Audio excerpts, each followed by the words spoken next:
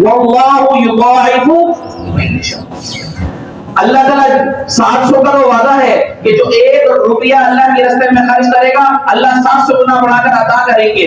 سمجھانے کے لیے مثال بیان فرما دی. مثل اللہ 261 نمبر آیت میں مثل الذین ينفقون اموالهم في سبيل الله كمثل حبة انبتت 7 سنابل 7 سنابل في كل سنبلة 100 حبة. 7 کوپل نکلی ایک دانے سے. ہر کوپل کے اندر کتنے آئی؟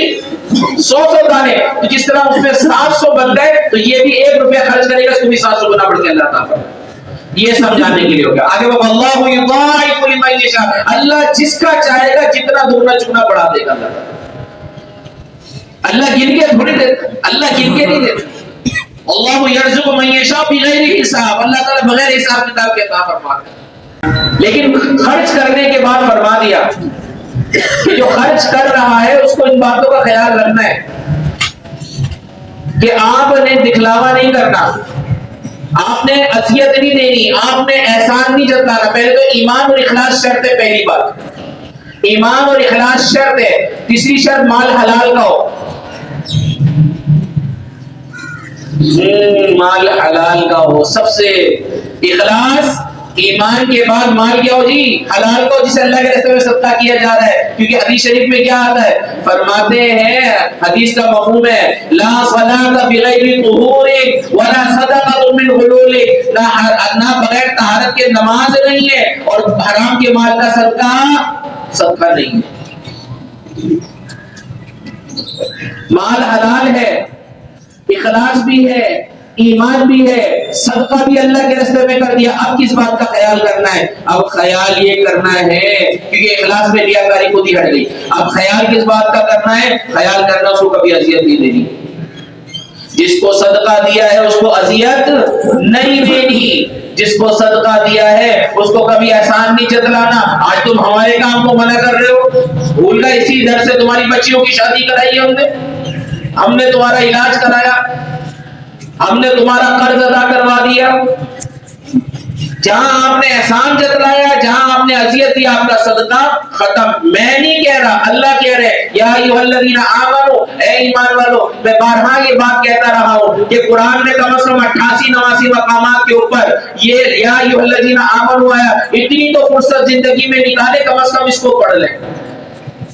جہاں اللہ نے ایمان والوں کو مخاطب فرمایا وہاں پہ اس کو کوئی میسج دیا ایمان والوں کو. تو یہاں یہ میسج دیا لا تبطلوا صدقاتکم, محنت سے تم نے کمایا مال, تم اللہ کے راستے میں خرچ بھی کرو تو فرمایا لا تبطلوا, اس صدقے کو باطل مت کرنا, بچا کے رکھنا ہے. لا تبطلوا صدقاتکم بالمن والاذى. آپ احسان جتلا کے اذیت دے کے صدقوں کو باطل نہ کریں. اس شخص کی طرح کہ جس نے خرچ تو کیا لیکن کس لیے خرچ کیا؟ شہرت کے لیے, دکھلاوے کے لیے. لوگ اس کو سخی کہے. حدیث شریف میں آیا نا, خطیب صاحب سخی صاحب سب کا بیان آیا کہ سخی اس لیے سخی تھا کہ دنیا کہے کہ بڑے سخی ہیں, اٹھا کے جہنم میں کون دے منہ ڈال دیا ہے.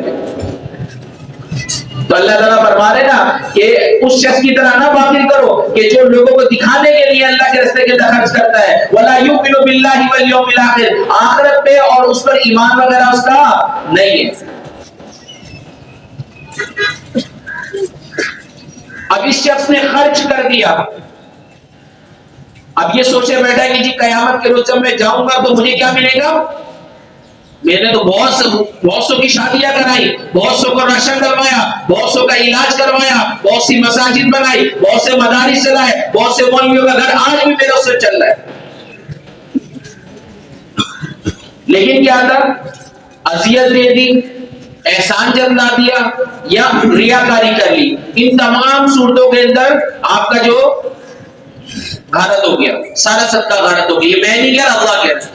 تو جب مولوی صاحب تم کیسے کہہ سکتے ہو؟ یہ مولوی صاحب نہیں, اللہ کہہ رہا قرآن کے اندر کہ جس نے یہ کیا اس سے کئی زیادہ بہتر ہے کہ اللہ تعالیٰ فرماتا ہے میٹھا بول دے, درگزر کرتے, یہ بہترین صدقہ ہے. اگر آپ احسان جتلانے میں ڈرے, قول معروف ومغفرۃ خیر من صدقۃ یتبعها اذى. اللہ تعالیٰ کہہ رہے ہیں کہ اس صدقے کو کہ جس کے بعد آپ اذیت دیں اس سے بہتر ہے کہ آپ میٹھا بول بولیں, اس سے بہتر ہے کہ آپ درگزر سے کام لیں.